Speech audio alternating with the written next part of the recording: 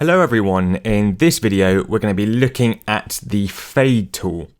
Now a fade is where you gradually fade in the volume, or a fade out then, being where you fade the volume out gradually. So that's exactly what we're going to look at. I've got a region here, let's have a quick listen and then do one of those fades.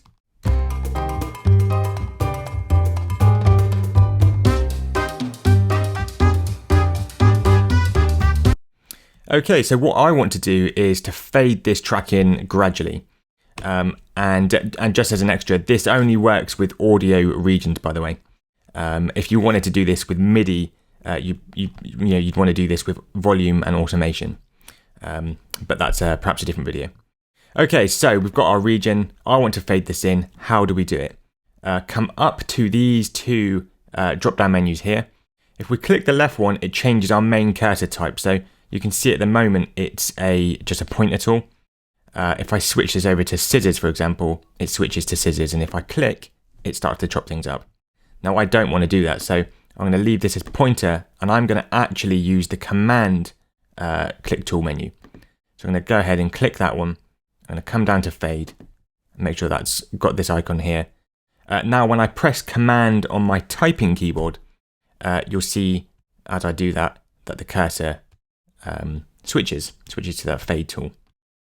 Okay, so now to create a fade, we have to come to the beginning or the end of our region. So let's start at the beginning. Hover the cursor just over the edge, and then press command, and then we see that the cursor changes. Go ahead and click, and then you can drag left or right. So we'll just drag it to about here, and then let go of the click, then let go of command. Okay, now if you decide that actually you want this to go on a little bit longer, if you just try and drag it, you'll drag the whole region. So what you need to do is make sure that you hold down command again, come to the top of that fade, click and drag, and you can move that around as you like. You can also come down to halfway down this fade, and the cursor changes again. And this allows you to change the slope of that fade. So let's make it a little bit more like this. Okay. Right, and it's the same thing on the way out.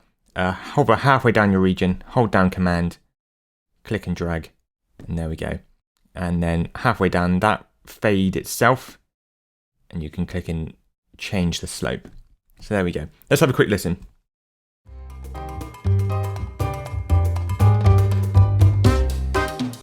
Great, so that's fading in nicely. So the volume's gradually fading in, and on the way out.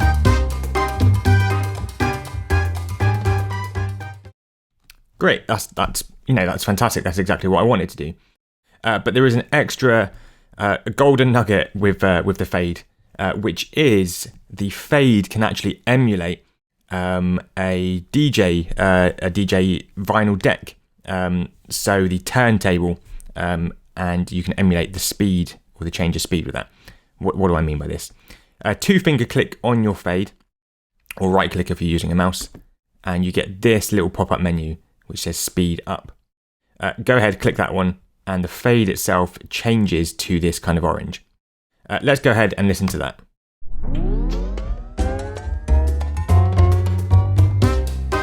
Right, so that's exactly what it does. It's with the old DJ turntables, it's the turn speed. It's emulating the turn speed going from nothing all the way up to normal turntable speed. And we can do the same thing on the end. So two-finger click on the fade itself, switch that to slow down.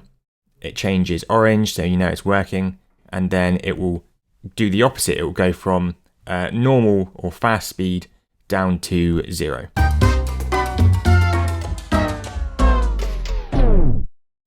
Which is quite funny.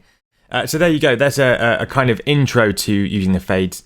There are also other fade options. So if you want to crossfade between two different tracks, there's some options there, but perhaps another video.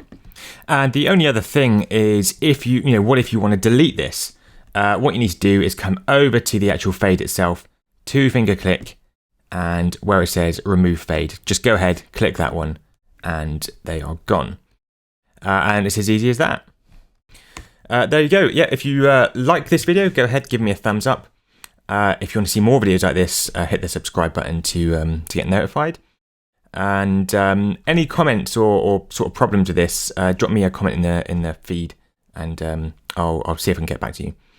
But as always, thanks for watching.